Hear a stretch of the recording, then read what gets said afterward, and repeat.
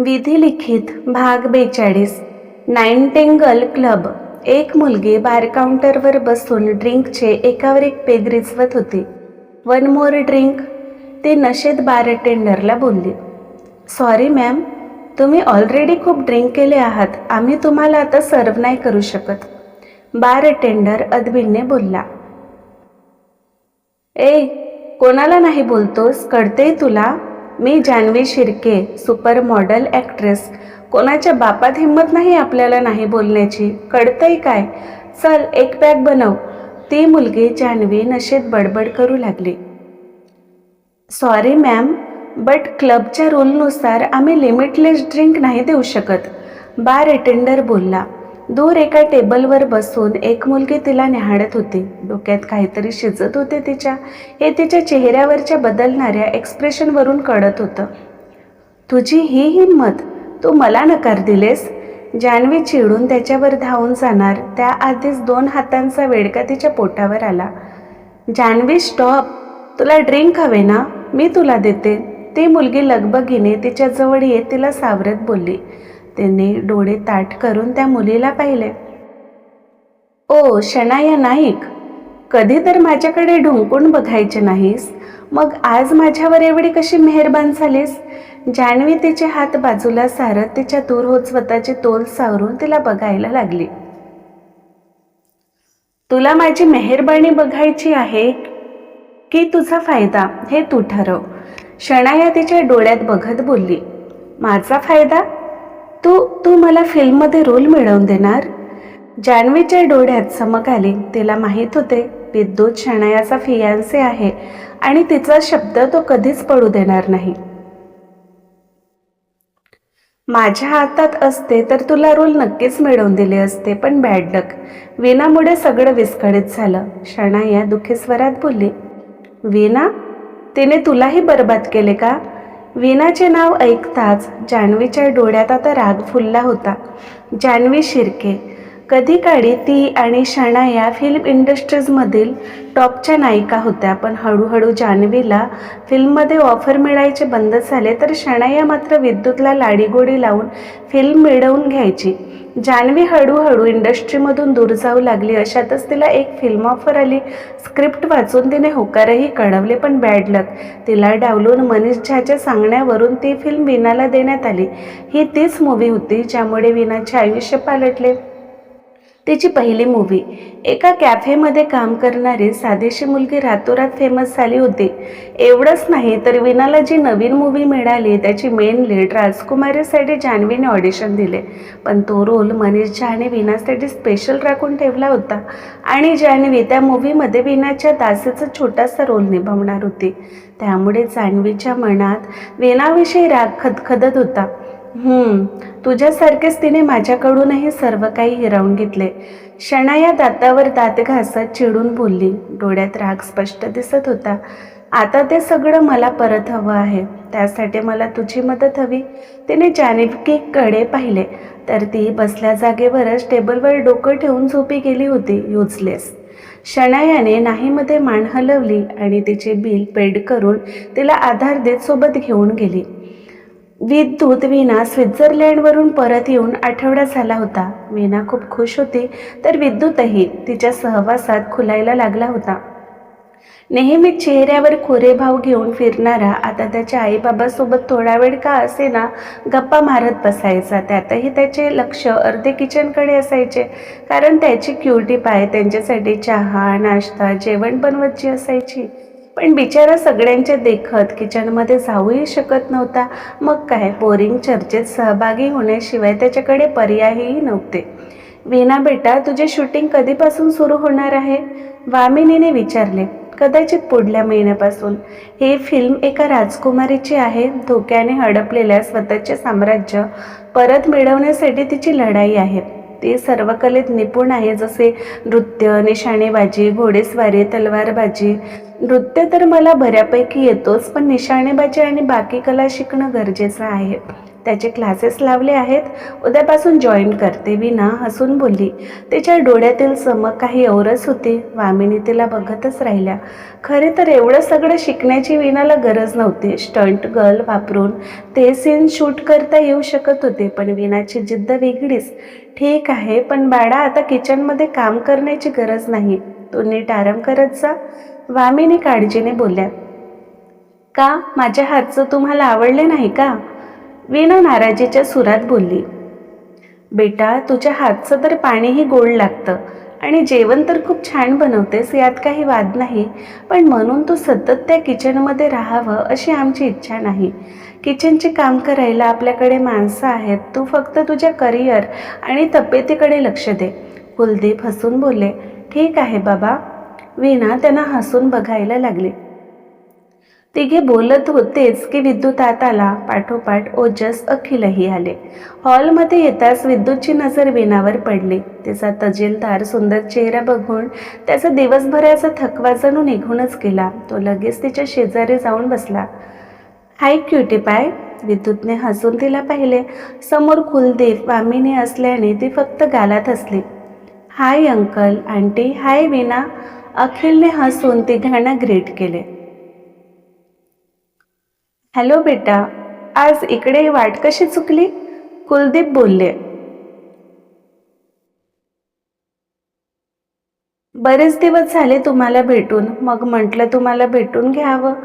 सोफ्यावर बसत अखिल हसून बोलला. भाभी, टू कॉफी प्लीज, आणि शक्य झाल्यास नाश्ताही. ओजसही थकलेल्या अवस्थेत अखिलच्या शेजारी बसत हसून बोलला. आय थिंक आपल्याकडे या कामासाठी स्टाफ आहे. विद्युत त्याच्याकडे रोखून बघू लागला. त्यात एवढं काय, मी बनवते ना. वीणाने त्याच्या बोलण्याकडे दुर्लक्ष करत किचनमध्ये निघून गेली. तसे विद्युत नाराजीत तिला जाताना बघू लागला. त्याचे एक्सप्रेशन बघून ओजस, अखिल गालात हसले. विद्युतने त्यांना चिडून पाहिले. तसे दोघे एकमेकांना बघू लागले. सगळ्यांना बोलण्यात व्यस्त बघून विद्युत हळूच तिथून उठला आणि लगबगीने किचनमध्ये निघून गेला. तर वीणा शेफच्या मदतीने नाश्ता बनवत होती. शेफचे त्याच्याकडे लक्ष गेले. तो काही बोलेल त्याआधीच विद्युतने ओठावर बोट ठेवून त्याला चुप राहायला सांगून त्याला तिथून जायला खुणावले. शेफ हसतच तिथून दुसऱ्या कामासाठी बाहेर निघून गेला. दादा, ते कॉफी मग द्या ना. वीणा त्याच्याकडे न बघताच बोलली. विद्युतने इकडे तिकडे पाहिले. कॉफी मग काही दिसले नाही. कुठे आहेत मग? विद्युत हळूच फुटफुटत ड्रॉवरमध्ये शोधायला लागला, पण तिथेही नव्हते. त्याने वैतागून वरच्या शेल्फमध्ये पाहिले तर तिथे मग दिसले. त्याने खुश होत मग हातात घेत तिच्या पुढ्यात ठेवले. थँक्यू. जरा हे कट करा ना, वीणाने सँडविचकडे बघत बोलली. विद्युतने डोळे गोल फिरवले. तो तिच्या मागे उभा झाला. त्याने हळूच तिला मागून मिठीत घेतले. त्याच्या अचानक जवळ येण्याने वीणा घाबरली. हे काय करताय तुम्ही? वीणाने घाबरून त्याच्या मिठीतून दूर होण्याचा प्रयत्न करू लागली. तिने भेदरून वळून पाहिले तर विद्युतला बघून तिने सुस्कारा सोडला. तुम्ही? वीणा रिलॅक्स होत बोलली. विद्युतने तिला स्वतःकडे वळवत मिठीत घेतले. एक गोष्ट नेहमीच लक्षात ठेव क्युटी पाय, तुला माझ्याशिवाय कोणीही स्पर्श करू शकत नाही, सो रिलॅक्स. तिच्या कमरेवर बोट नाचवत तो तिच्या डोळ्यात बघायला लागला. ते सगळं ठीक आहे, पण तुम्ही इथे काय करताय? कोणाला कळलं तर काय विचार करेल? वीणा त्याच्या दूर होऊ लागली.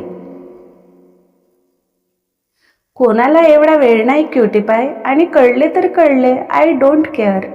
विद्युतने तिच्या कमरेवर पकड मजबूत केली. कॉफी थंड होईल. त्याच्या डोळ्यातील भाव बघून वीणा बावरून इकडे तिकडे बघायला लागली. 1 मिनिट. त्याने तिला थोडं दूर करत पॉकेटमधून मोबाईल काढून मेडला कॉल लावले. 1 मिनिटाच्या आत मेड लगबगीने किचनमध्ये आली. विद्युतने इशारा केला तसे तिने ट्रेमध्ये नाश्ता, कॉफी घेऊन बाहेर निघून गेली. मला वाटतं आता तुझ्याकडे माझ्यापासून दूर जाण्यासाठी दुसरे कारण नाहीत, राईट? तिच्या कमरेत हात घालून तिला जवळ ओढत विद्युत तिच्या डोळ्यात बघू लागला. त्याचे हात हळूच तिच्या गालावरून फिरू लागले. वीणाने हसून त्याला पाहिले. तुम्ही आजकाल जरा जास्तच लाडात येत आहात, तुम्हाला असं वाटत नाही? वीणाने त्याच्या गळ्याभोवती हात गुंफले. लाडात तर तुझ्याजवळच येणार आहे ना क्युटी पाय, मुझे हक है. विद्युत हळूहळू तिच्या चेहऱ्याकडे झुकू लागला. नजर तिच्या ओठावर स्थिरावलेली. वीणाने लाजून मान वळवून घेतली तसे त्याचे ओठ तिच्या गालावर विसावले. विद्युत गालातच हसला. खूप मस्ती सुचते ना तुला, तो हलकेच तिच्या कानात पुटपुटला. वीणाच्या हृदयाची धडधड वाढली. ते लाजून त्याच्या दूर जाऊ लागले तसे त्याने तिचे मनगट पकडले. किती लाजणार cutie pie. Now I am your husband and even though we have come closer many time, then why you are run away from me. तिच्या हाताला हिसका देत विद्युतने तिला मिठीत घेतले. वीणा त्याच्या हात छातीवर डोकं ठेवून त्याचे हार्टबीट ऐकू लागली. विद्युतने तिला दूर करत बोटाने तिच्या हनुवटीला पकडून तिचा चेहऱ्यावर उचलले. तसे तिने डोळे मिटले. Cutie pie, please open your eyes. I want to see love for me in your eyes. विद्युत चढ आवाजात बोलला. मला लाज वाटते. वीणा डोळे गच्च मिटत बोलली. माहीत नाही का, विद्युतचे प्रेम, त्याचे तिला रोखून बघणे, त्याचा वेड लावणारा स्पर्श एक स्पार्क होता, वेगळीच जादू होती. विद्युत गालातच हसला. त्याने हळूच तिच्या डोक्याला त्याच्या डोक्याने टक्कर दिली. म्हणूनच तुझ्यावर खूप प्रेम करावंसं वाटतंय क्युटी पाय. विद्युत हसून बोलला. त्याने हळूच डोक्याच्या मागे हात घालून तिच्या केसांना पकडून त्याचा चेहरा वर केले आणि तिला काही काढायच्या आत तिच्या नाजूक ओठांवर ओठ टेकवले. त्याच्या ओठाच्या तप्त स्पर्शाने विनाच्या अंगभर विजेची एक हवीहवीशी लहर दौडून गेली. तिचे हात हळूवार त्याच्या केसात फिरू लागले. त्याने तिच्या कमरेत हात घालून तिला वर उचलून घेत तो उत्कटतेने तिच्या ओठांना आपलेसे करू लागला. सकाळचे 10 वाजले तरी जान्हवी गाढ झोपेत होती. केव्हाची तिची उठण्याची वाट बघणाऱ्या शनायाच्या चेहऱ्यावर आता वैतागलेले भाव उमटले. ते लगेच किचनमध्ये गेले आणि मगमध्ये पाणी आणत पूर्ण मग जान्हवीच्या डोक्यावर रिकामे केले. पाऊस पाऊस आला बोलतच जान्हवी दचकून उठून बसली. झाली झोप की अजून झोपायचं आहे? शनाया तिच्याकडे रोखून बघायला लागली. तू तू माझ्या घरात काय करते आणि माझ्या अंगावर पाणी टाकण्याची तुझी हिंमत कशी झाली? जान्हवीने शनायाला चिडून पाहिले. माझी हिंमत तू अजून पाहिलेस कुठे? आणि तुझ्या माहितीसाठी सांगते, मी तुझ्या घरात नाही तर तू माझ्या घरात आहेस. शनाया तिरकस हसत बोलली. तसे जान्हवीने गोंधळून इकडे तिकडे पाहिले. नवीन घर बघून ती सावरून बसली. मी मी इकडे कशी आले? जान्हवी ओशाळून बोलली. तुमच्यात स्वतःच्या पायावर इथे राहण्याची ताकद तरी कुठे होते सुपरस्टार जान्हवी शिर्के? साहजिकच मी घेऊन आले तुम्हाला इथे. शनायाने तिच्या अंगावर टॉवेल फेकत तिरकस सुरात बोलली. जान्हवी तिला रोखून बघायला लागली. जेवढं मी तुला ओळखते तू अशीच माझी मदत करणार नाहीस. माझ्याकडून तुला काय हवंय? जान्हवी टॉवेलने चेहरा पुसत बोलली. तू मला काही देऊ शकशील एवढी तुझी लायकी नाही. शनाया, नाईक आहे मी, इंडस्ट्रीवर राज करते आणि तू पोट भरायला छोट्या मोठ्या रोलसाठी प्रोड्युसरसमोर हात पसरतेस, तर स्वतः प्रोड्युसर माझ्यासमोर हात जोडून रिक्वेस्ट करतात. शनाया जरा गर्वात बोलली. हे सगळं त्या वीणामुळे होत आहे. माहीत नाही कोण कुठली अचानक आली, तिने माझे रोल माझ्याकडून हिरावून घेतले. आज मी त्या फिल्मच्या भरवशावर परत इंडस्ट्रीमध्ये टॉपवर आले असते. फक्त तिच्यामुळे माझी अशी कंडिशन आहे. जान्हवी चिडून बोलली. तिचा राग बघून शनाया गालातच तिरकस हसली. वीणा अशीच आहे, कानामागून आली आणि तिखट झाली. तिनेही माझ्यापासून माझं सर्वस्व हिरावून घेतले. आता ते सगळं मला परत हवं आहे. यासाठी तुझी मदत हवी आहे. शनाया बोलली. सर्वस्व हिरावून घेतले म्हणजे? जान्हवी गोंधळून तिला बघायला लागली. ती खूप लॉंग स्टोरी आहे आणि तुझ्या कामाचीही नाही. सो मला वाटते आपण प्रोफेशनल असायला हवं. तुझा आणि माझा शत्रू एकच आहे, वीणा मराठे. ती एकदा का आपल्या मार्गातून हटली तर तुझाही रस्ता मोकळा आणि मलाही ते सर्व मिळेल जे तिने माझ्यापासून हिरावून घेतले. बघ, एकदा विचार कर. यात तुझाही फायदा आहे आणि तुझा नकार असला तरी मला काही प्रॉब्लेम नाही. मी तर असेही तिला माझ्या रस्त्यातून दूर करणारच. पण तू तुझा विचार कर. नेहमीच तुला असे छोटे मोठे काम करून जगावे लागेल, शनाया बोलली. तशी जान्हवी विचारात हरवली. वीणा जवळजवळ 1 महिन्यानंतर VR स्टुडिओमध्ये आली. ती लगेच प्रॅक्टिस सुरू होती तिकडे निघून गेली. अरे वीणा मॅम, एवढे दिवस कुठे गेला होता? तिला बघताच नानाजी घोरपडे, तलवारबाजी प्रशिक्षकचे असिस्टंट किशोर सोलंकी बोलले. तसे वीणा चपापली. तिचे लग्न झाल्याचे अजूनही सिक्रेट होते. ते मला जरा बरं नव्हतं आणि डॉक्टरांनी रेस्ट घ्यायला सांगितले होते म्हणून येऊ शकले नाही. वीणाने स्वतःला सावरत शांत स्वरात बोलली. ओ हां, मी ऐकले होते, सॉरी. बरं, आता कसे आहात? किशोरने आपुलकीने विचारले. एकदम मस्त, वीणा हसून बोलली. किशोर तिला बघतच राहिला. किती साफ मनाची होती ती. सध्याची टॉप ॲक्ट्रेसमध्ये तिचे नाव होते. बरेच जण तर तिच्यासोबत फिल्म साईन करायला उतावीळ होते, पण तिचे धावपळ नको म्हणून मनीषाने सगळ्यांना रोखले होते. शेवटी आत्ता शूट होणारी मूव्ही त्यांच्या एंटरटेनमेंट कंपनीसाठी आणि तिच्यासाठी खूप महत्त्वाची होती. एवढं असूनही अगदीच डाऊन टू अर्थ होती ती. त्याच्यासोबत बोलून वीणाने अंगावर एक प्रोटेक्शन शील्ड बांधली आणि एक तलवार हातात घेतली. मोठ्या मिरर समोर उभी ती हळूवार तिचे हात चालवू लागली. सोबत पायाची मुवमेंट करू लागली. किशोर तिला मध्ये मध्ये सूचना देत होता. तब्बल 1.5-2 तास प्रॅक्टिस करून थकलेली, घामाघूम झालेली वीणा नॅपकिनने चेहरा पुसत स्टुडिओच्या बाहेर येत एका झाडाखाली सिटिंग अरेंजमेंट केली होती तिकडे जात एका खुर्चीवर बसली. झाडाची थंडगार गर्द छाया आणि वाहणारी झुळझुळ हवा अंगाला झोंबताच तिला बरं वाटलं. कॉफी? तिच्या पुढ्यात कॉफी मग आले आणि पाठोपाठ कानावर ओळखीचा आवाज पडला. तसे वीणाने त्याला पाहिले. थँक्यू अखिल. वीणाने त्याच्या हातातून कॉफी मग घेतले. तोही तिच्या शेजारची खुर्ची ओढून बसला. मग कशी झाली फॉरेन ट्रिप? कॉफीचा एक सिप घेत अखिलने विचारले. मस्त, वीणा हसून बोलली.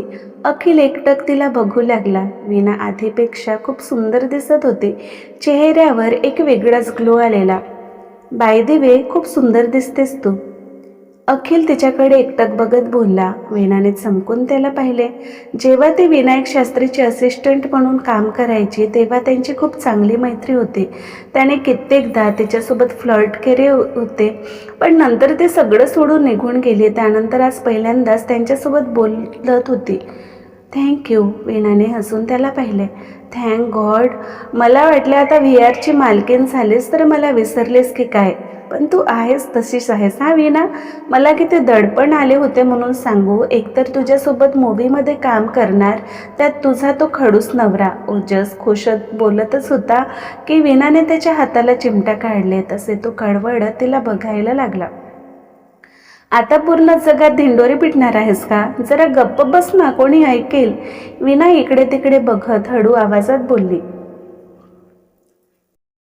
ऐकले तर ऐकले, प्रॉब्लेम काय आहे? अखेर विद्युतची वाईफ आहेस तू. उलट याने तुझा तर फायदाच होईल. अखिल गोंधळून तिला बघायला लागला. नो वे, मला त्यांच्या नावाचा दुरुपयोग करायचे नाही. मी जेही अचीव करेल स्वतःच्या कर्तृत्वावर. आणि तुला तर त्यांची कंडिशन माहीतच आहे. उगाच माझ्यामुळे त्यांना त्रास नको, वीणा बोलली. एकदा का वीणा विद्युतची वाईफ आहे सगळ्यांना कळले तर रिपोर्टर तिचा पाठलाग करून विद्युतविषयीची माहिती जाणून घेण्याचा प्रयत्न करणार. वारंवार प्रश्न विचारून तिलाही त्रास देणार. अखिल तिला बघतच राहिला. तिच्या डोळ्यात विद्युतविषयी प्रेम आणि काळजी तर होतीच, पण स्वतःसाठी स्वाभिमानही झळकत होता. बरं, तुझी प्रॅक्टिस झाली? अखिलने कॉफीचा शेवटचा घोट घेत विषय बदलत विचारले. तलवारबाजीची झाली, थोडंसं निशाणेबाजी करून घेते, वीणा हसून बोलली. दोघे बोलतच होते की फिल्ममधील एक एक मेंबर त्यांच्याजवळ गेले. मग सगळ्यांच्या फिल्मशी रिलेटेड चर्चा सुरू झाल्या. Hi guys. आवाज ऐकून सगळ्यांच्या माना तिच्याकडे वळल्या तर प्रत्यक्षात शनाया तिथे आलेली. शनाया मॅम, तुम्ही इकडे या ना, बसा. एक ज्युनियर आर्टिस्टने स्वतः खुर्चीवरून उठत तिला बसायला दिले. थँक्यू. खुर्चीवर बसत शनाया बोलली. तिला बघताच वीणाच्या चेहऱ्यावर गंभीर भाव उमटले. अखिलही रोखून तिला बघायला लागला. मनात एकच भीती, तिने काही गोंधळ घालू नये. तिने नाईक विलावर विद्युतच्या घरी येऊन गोंधळ घातल्याचे त्याने ऐकले होते. शनाया मॅम, आम्ही तर ऐकले तुमच्या फिल्मची शूटिंग सुरू आहे, मग तुम्ही इकडे कसे? एका क्रू मेंबरने विचारले.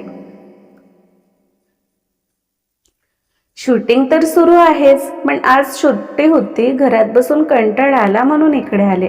शनायाने हसून सगळ्यांना पाहिले. तिची भिरभिरती नजर वीणावर येऊन थांबली. ती एकटक वीणाला न्याहाळू लागली. Blue jeans, flower printed collar असलेला लॉंग टॉप, गळ्यात नाजूक चेन, त्यात 2 काळे मणी. बघून कळणारही नाही ते मंगळसूत्र असावे. केसात लपलेला कुंकू. बघता शनायाच्या चेहऱ्यावरचे एक्सप्रेशन गडद झाले. हातांची मुठी आवळून घेत ती रोखून वीणाला बघायला लागली. काय मग अखिल, कशी चालली शूटिंग? स्वतःचा राग कंट्रोल करत शनायाने हसून विचारले. शूटिंग सुरू व्हायला वेळ आहे, आता सध्या प्रॅक्टिस सुरू आहेत, अखिल बोलला. तुला प्रॅक्टिसची काय गरज अखिल? तू आधीच सुपरस्टार आहेस, जे स्वकष्टाने एवढ्या उंचावर पोहोचलास. शनाया त्याची स्तुती करत बोलली. तुम्हीही तर सुपरस्टार आहात मॅम. तुमचे हार्डवर्क आम्हीही पाहिले, म्हणून तर आज तुम्ही या उंचीवर आहात, एक व्यक्ती बोलला. थँक्यू. पण काही ॲक्टर असेही आहेत, त्यांच्यात हुनर नसतोच, पण स्वतःच्या बॉडीचा सौदा करून, गोड बोलून त्यांना हवं ते मिळवून घेत असतात. एखाद्याचा हक्क हिरावून घेण्यात माहीर असतात आणि आपण त्यांना ओळखूही शकत नाही. चेहऱ्यावर निरागस भाव जे घेऊन फिरतात, त्यांच्या विणलेल्या जाळ्यात तर मोठमोठी आसामीही अडकतात. शनाया रोखून वीणाला बघायला लागली.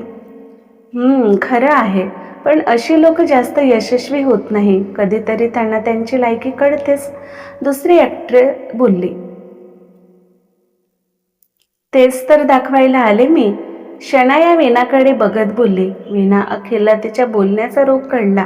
वीणा काहीही न बोलता प्रॅक्टिससाठी निघून गेली. पाठोपाठ अखिलही निघून गेला. वीणा, अखिलने तिला आवाज दिले. त्याचे वीणा जागेच थांबली. तू तिला काही बोलले का नाहीस? अखिल तिच्या पुढ्यात उभा होत तिला बघायला लागला.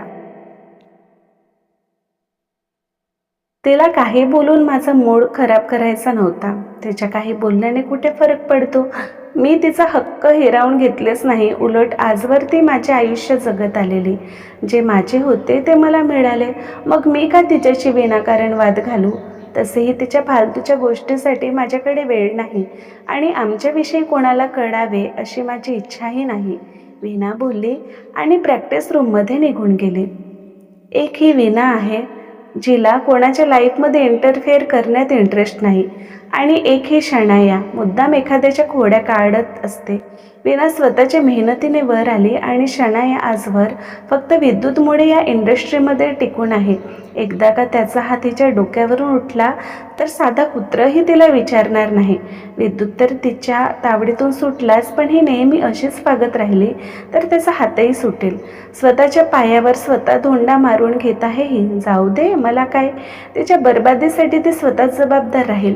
एकवार दूर झाडाखाली बसून इतर मेंबरसोबत गप्पा मारत असलेल्या शनायाकडे बघून अखिलही त्याच्या कामाला निघून गेला.